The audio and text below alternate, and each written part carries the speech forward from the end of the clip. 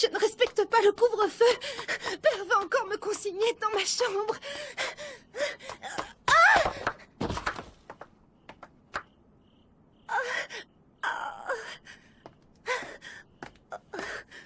J'en peux plus.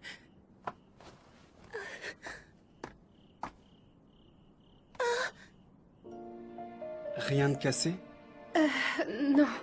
Je pense que je me suis juste tordu la cheville. Ne bougez pas.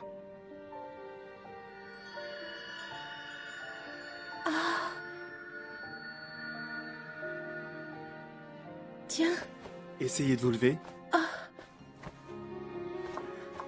je n'ai plus mal. Tant mieux. Ah, mais non, je peux la remettre moi-même. Et voilà. Dites-moi, ce que vous venez de faire, c'était un tour de la magie peut-être? Je vous laisse.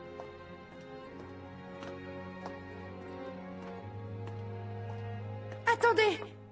Comment vous appelez-vous? Brad. Brad. Est-ce que nous nous reverrons?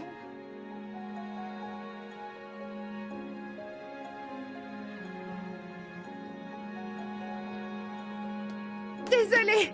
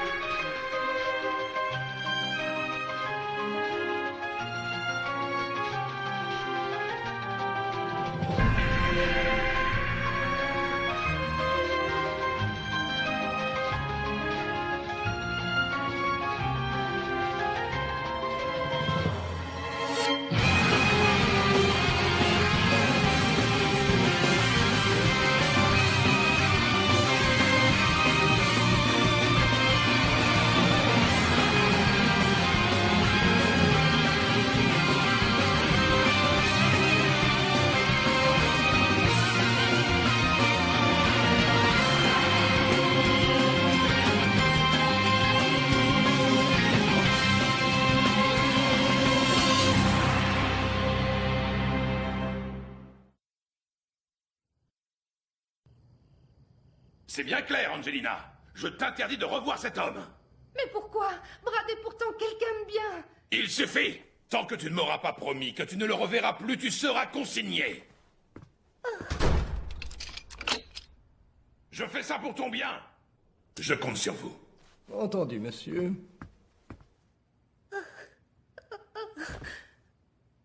Brad.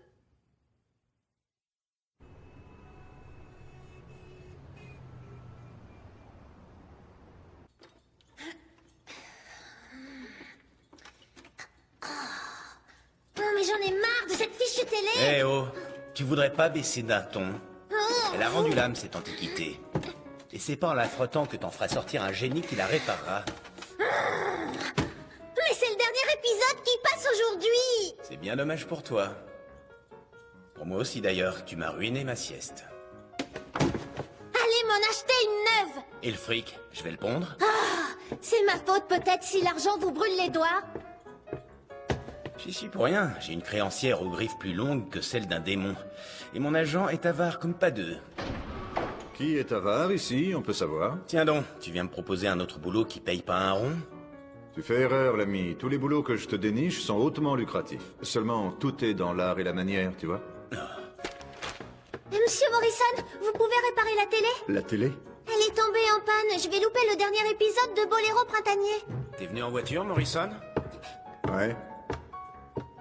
Bien, alors j'accepte ton boulot. Mais en échange, tu me laisses pioncer en route. Ça te va? Avec cette histoire de télé en rade, j'ai du sommeil en retard. Allez, en route. Emmène-moi au 7 chantes, pourvu que je n'ai plus à subir ces jérémiades. À plus tard, mademoiselle. Quoi? Vous me laissez avec une télé en panne? Demande à Dante de t'en offrir une neuve avec la paye de ce boulot, d'accord? Mais... Attendez, Monsieur Morrison. Je n'aurai jamais un temps pour le dernier épisode de Boléro printanier, moi. Hé! Non! Crétin! Ah!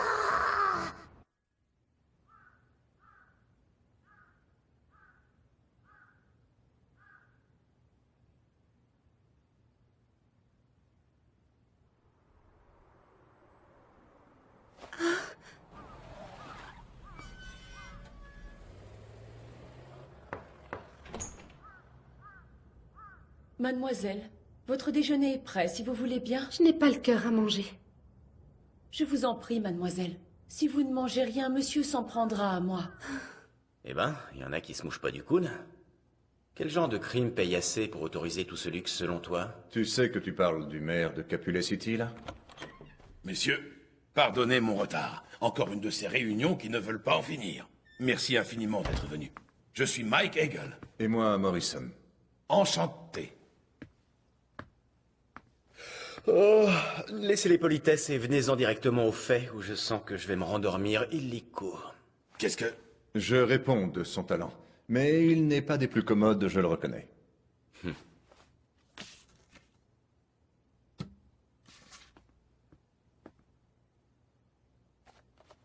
Ce que je vous demande est simple. Tuez cet homme.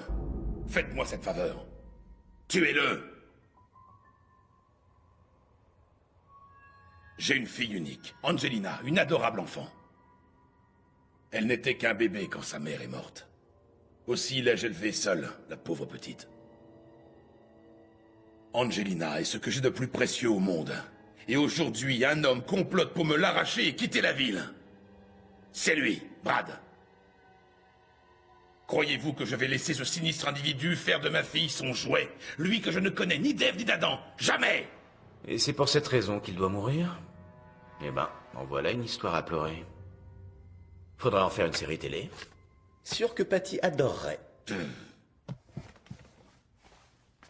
Mademoiselle, Oui, mademoiselle. Puis-je au moins aller seule aux toilettes?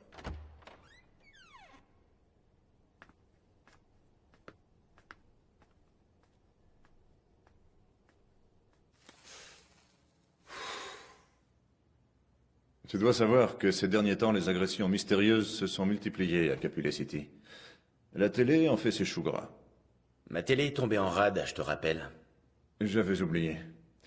Enfin, tout ça pour dire que c'est devenu monnaie courante. Jugez vous-même. Les crimes sont si sinistres que des voix s'élèvent pour dire qu'ils ne seraient pas l'œuvre d'un être humain. Pas l'œuvre d'un humain? Figurez-vous que cette série d'incidents a commencé au moment même où ce Brad est apparu. Donc, selon vous, le bourreau des cœurs ne serait pas un criminel comme on en voit tant, mais un démon, c'est ça? Belle foutaise, oui. Et si je vous disais que je l'ai vu?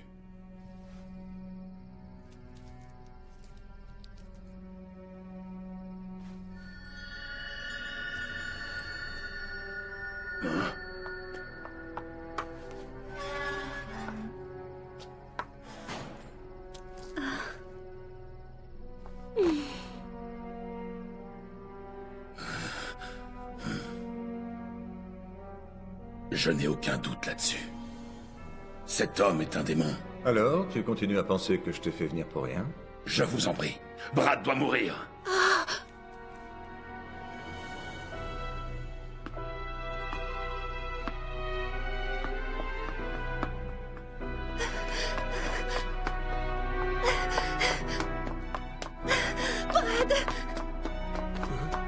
Brad!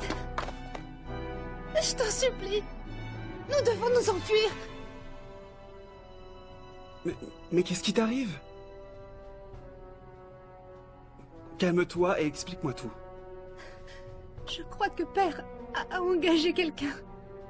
J'ai tout entendu. Tu vas être assassiné. Hein? Assassiné? Mais par qui? Et pourquoi? C'est à cause de cet étrange pouvoir dont tu disposes. Père est persuadé que cela fait de toi un démon. Il a dit ça? Nous devons nous enfuir, tous les deux. Angelina, écoute. C'est impossible.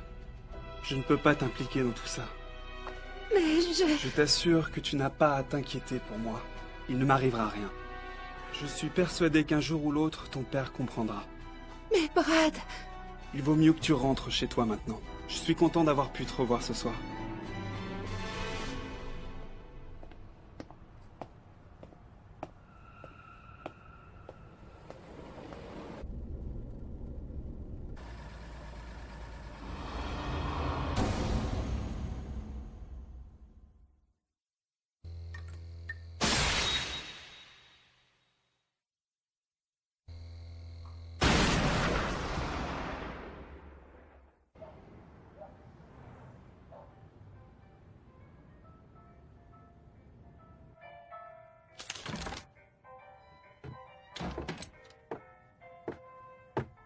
C'est possible de s'asseoir ici? Hein?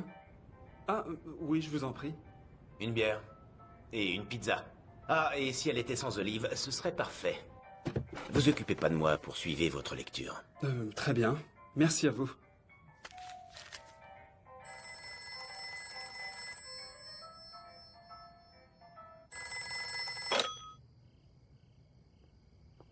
Comment? Vous n'avez toujours pas retrouvé Angelina? Ne vous avisez pas de rentrer sans elle! Ma main coupée que c'est encore ce fumier. Je vous présente mes plus humbles excuses, monsieur. Il s'en est fallu d'un seul instant. Mademoiselle.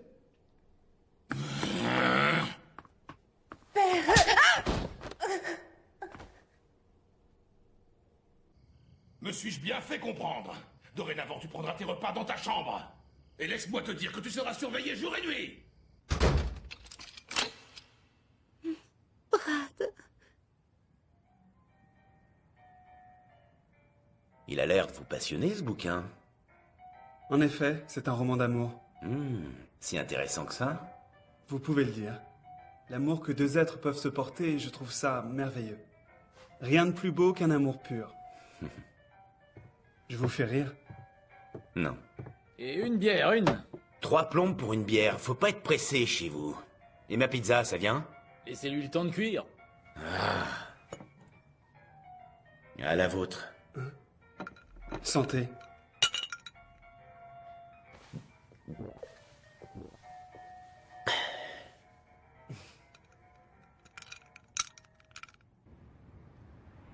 Dites-moi, vous n'avez pas l'air du coin? Vous venez d'où? Enfin, si vous ne voulez pas répondre. Sur ce, je vais devoir vous quitter. Et une pizza pour le mort de faim. Hé, elle est truffée d'olives. Je veux qu'il y ait des olives.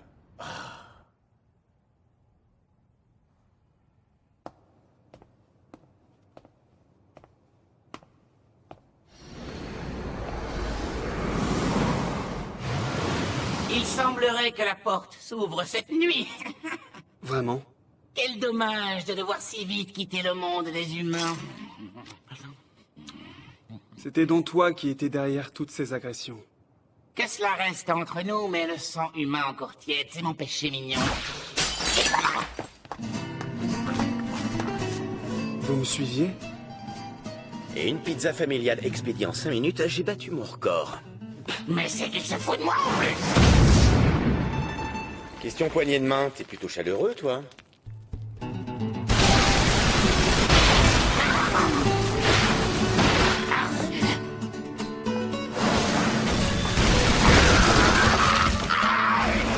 Votre réputation n'est pas surfaite. On dirait bien que je ne te suis pas totalement inconnu. Cela fait bien 1 mois que je séjourne chez les humains, vous savez. J'ai donc eu le temps d'entendre parler de Dante, le chasseur de démons. Je peux alors raisonnablement en conclure que tu n'es pas un être humain, pas vrai?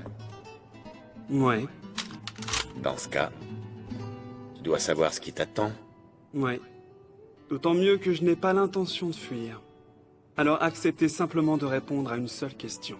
Accouche, Il se trouve certaines personnes pour prétendre que vous seriez né d'un démon et d'un humain. Si c'est bien le cas, dites-moi si vos parents étaient épris l'un de l'autre.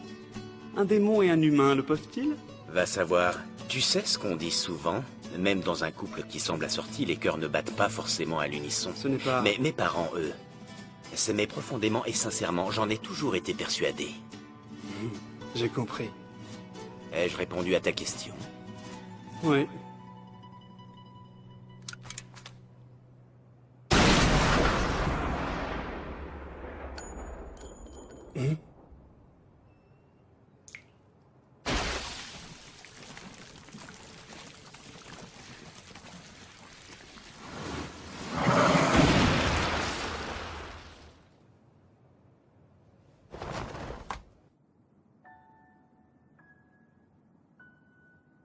J'étais convaincu que tu m'attaquerais en traître.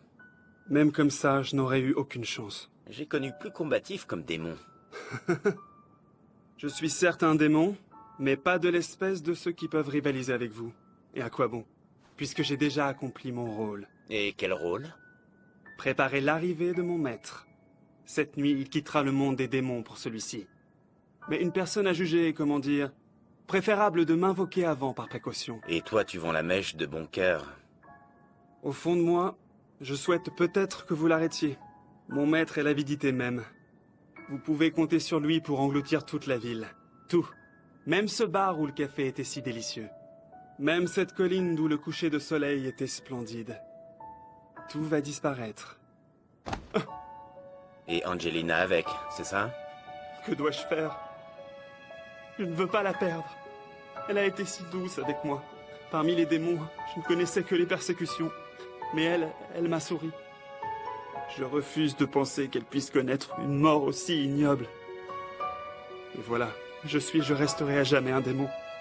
Dépourvu de la force de se retourner contre son maître. À t'écouter, je me dis que t'es peut-être bien un raté. Pour un démon, j'entends.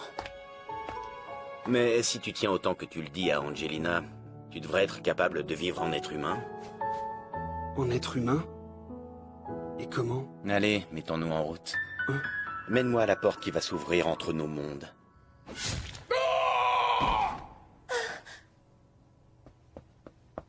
Père, que se passe-t-il? Répondez!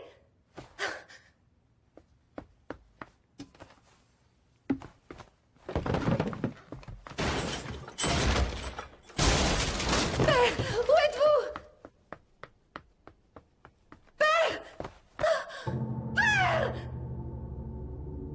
Mon Dieu, Père! Père, vous m'entendez? Tenez bon, il y a quelqu'un? Non.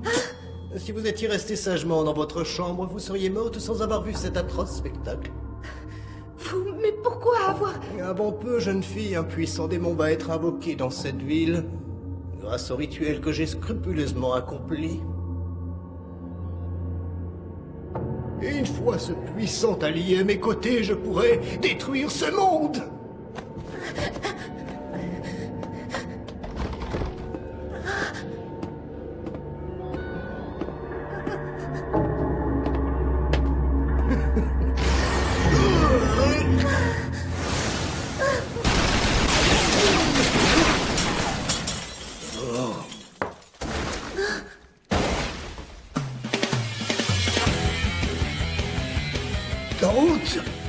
Désolé, vieux, je crois que j'ai un peu trop tiré sur la chevillette. Je dois avouer que j'ai eu un mauvais pressentiment quand le maire a fait appel à toi. À tort, car tu arrives trop tard. Angelina! Brad! Monsieur le maire, tenez bon! Sombre fou, ne me dis pas que tu as osé trahir le grand Belphégor!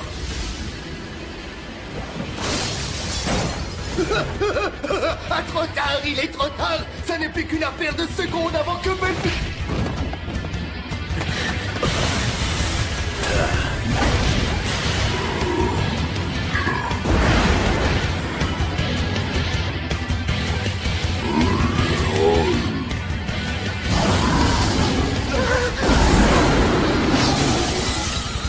Merci d'avoir fait tout ce chemin pour nous.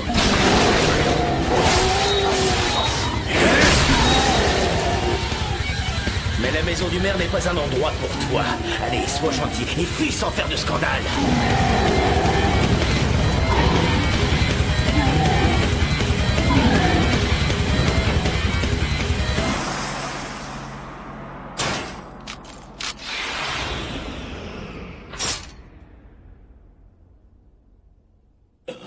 Angelina. Qu'est-ce que... Non, père, ne vous forcez pas à parler surtout.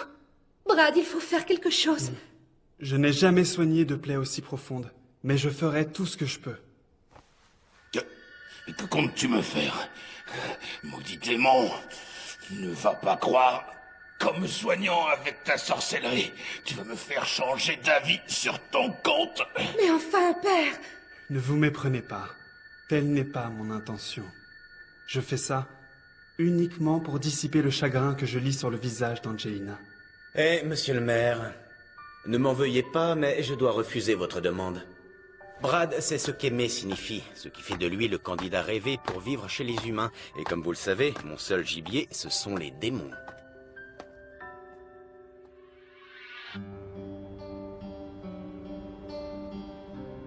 Vous en mettez un temps, monsieur Morrison? Ça vient, minute, papillon. C'est long. Allez, remuez-vous un peu, quoi. Chère mademoiselle, la patience vous fait cruellement défaut. Tiens, Dante, tu me fais penser à une chose. Ces deux-là sont finalement libres de s'aimer au grand jour, ce qui fait plaisir à entendre. Mais du coup, toi, tu t'es assis sur ta paye. Résultat, la réparation de la télé, c'est Bibi qui s'y colle. Va falloir qu'on en discute. Taisez-vous un peu et activez ou vous allez me faire louper ma série. Un dernier tour de vie, c'est... Ah, ça marche, ça marche. Les frais de réparation seront soustraits de ta prochaine paye, Dante. Si ça peut te faire plaisir. Eh ben, mon Dieu, j'aurais beau te proposer des boulots en or, à ce train-là, t'es vraiment pas prêt de faire fortune. Mais bon, au moins vous avez l'air content pour une fois. Moi qui vous entends toujours vous plaindre que la caisse est vide, ça me surprend. Mais ouais, j'ai mes jours comme ça. Et tous les deux, j'espère qu'ils seront heureux. Pas vous...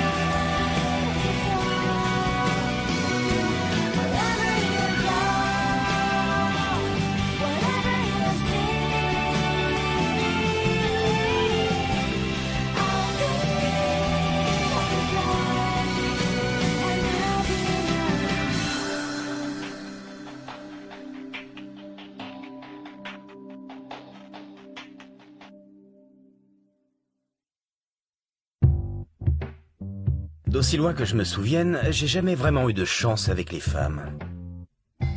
Si elles se contentaient de me cogner, passe encore, mais je me retrouve toujours avec un couteau dans le ventre ou une balle entre les yeux. N'importe qui d'autre serait mort depuis belle lurette. Ah, je vous jure. Le plus fort dans tout ça, c'est que ces furies ne semblent pas vouloir sortir de ma vie. Je me demande quand ma chance va finir par tourner.